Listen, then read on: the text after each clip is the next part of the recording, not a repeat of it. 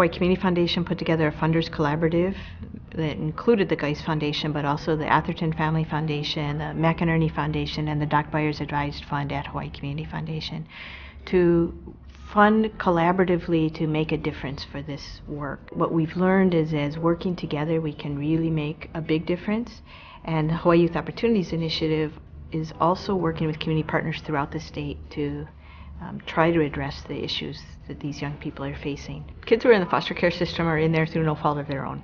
So kids are there because of something that their families did or didn't do for them. What happens when they turn 18 is, yeah, they are on their own and they don't have a place to live, they don't have family support, they don't have really even the self-sufficiency skills to be able to be successful adults. In addition to that, you have to think that these young people are on their own.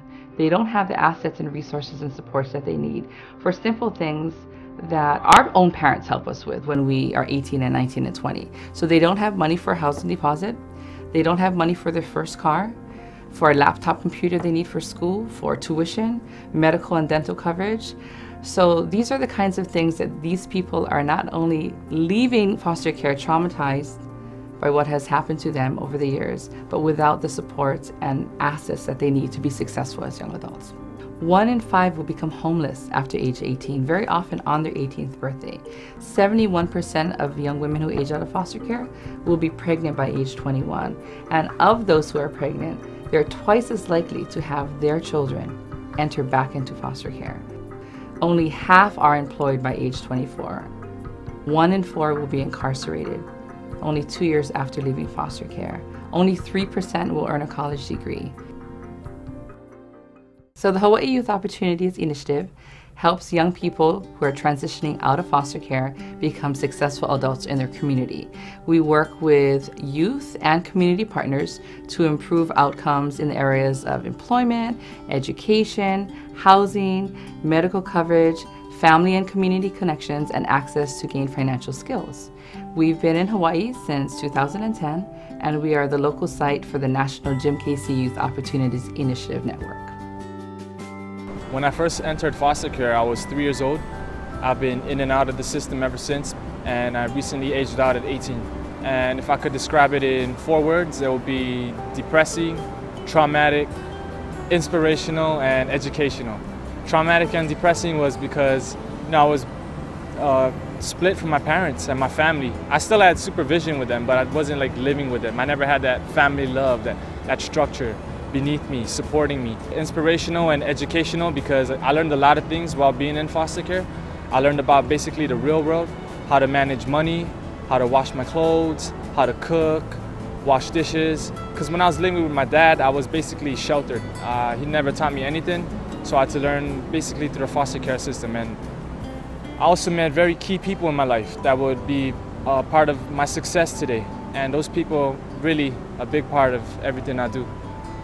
High Hope stands for Hawaii Helping Our People Envision Success. And we are the Youth Leadership Board for the Hawaii Youth Opportunities Initiative.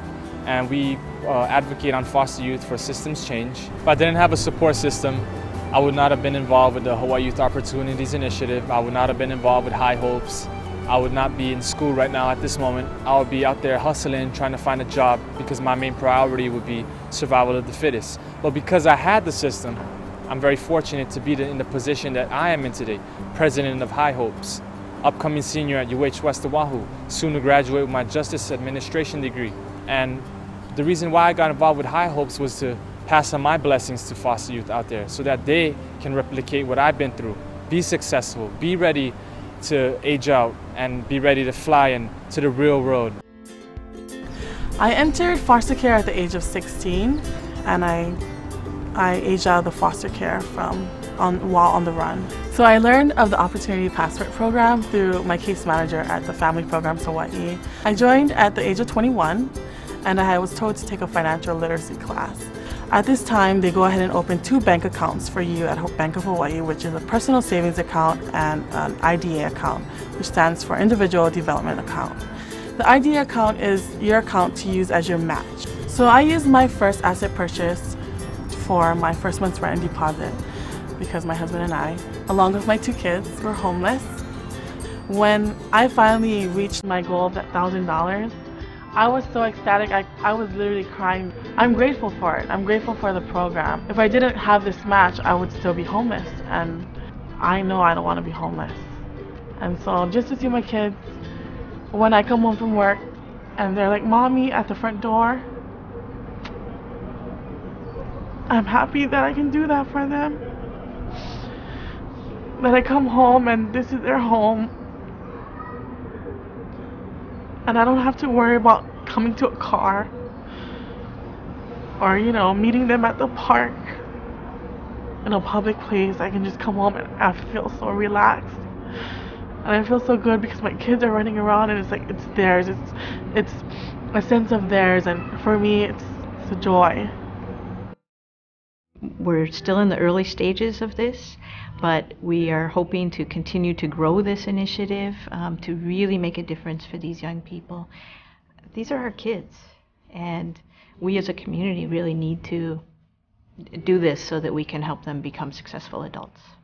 This is a solvable problem.